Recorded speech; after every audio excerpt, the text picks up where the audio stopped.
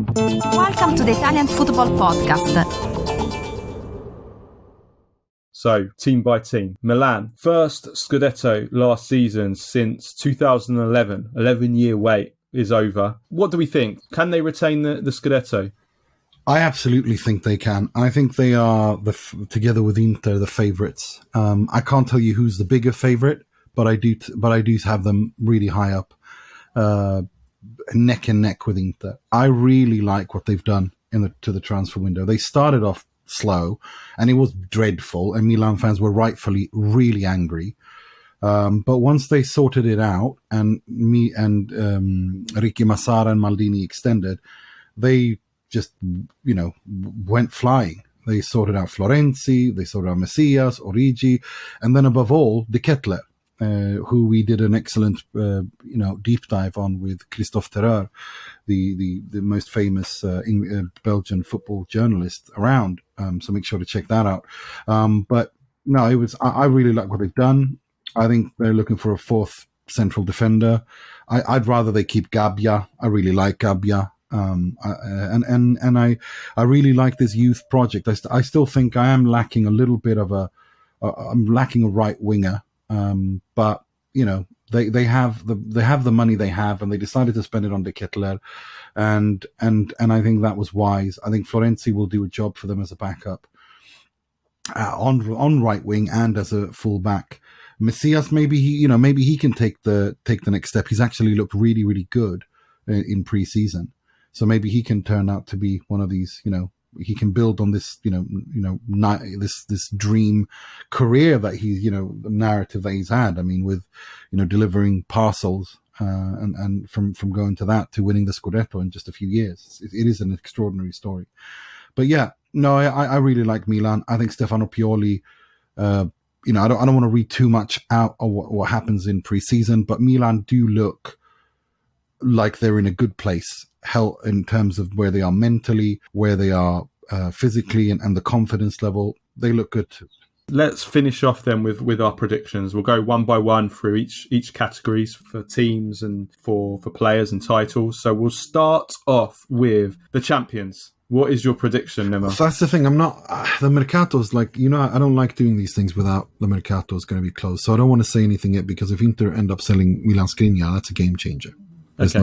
We always put the caveat. Yeah. We always put the caveat. So I'm going to give a proper prediction by then. But I say, as things stand today, I have Inter winning the league, and I have Milan second. I have Napoli and Juve. Okay, hang on. Sorry. Let's do this category. Okay. Just let's start. Inter to win the title. I'm going to go Inter as well, but I do think that it's out of Inter and Milan. Yeah, I think it's a battle between those two teams.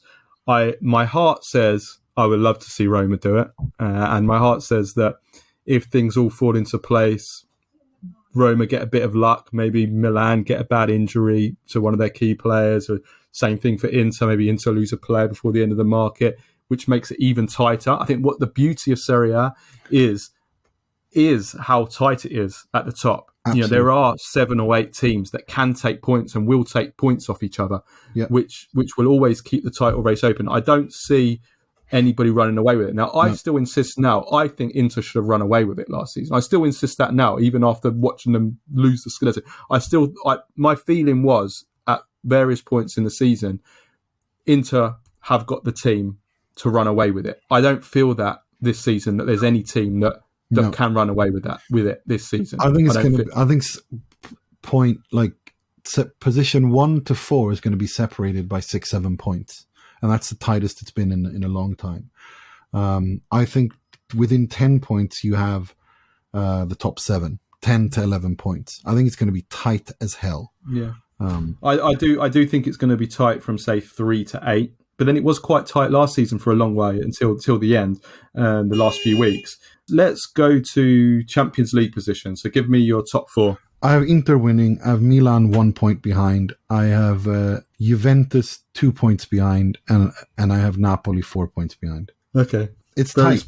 Very specific there. No, it's because at least that's how it is today. I mean, again, like I said, by the end of I'm going to give a proper one at the end of the Mercato.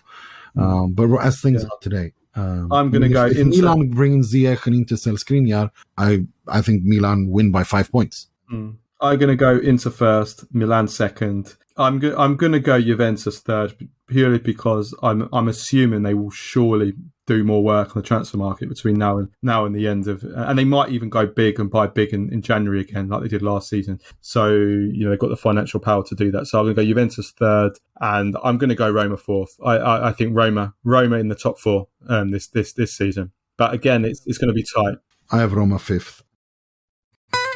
Listen to the full show and all other episodes by going to patreon.com/TIFP and become a member for only $2.99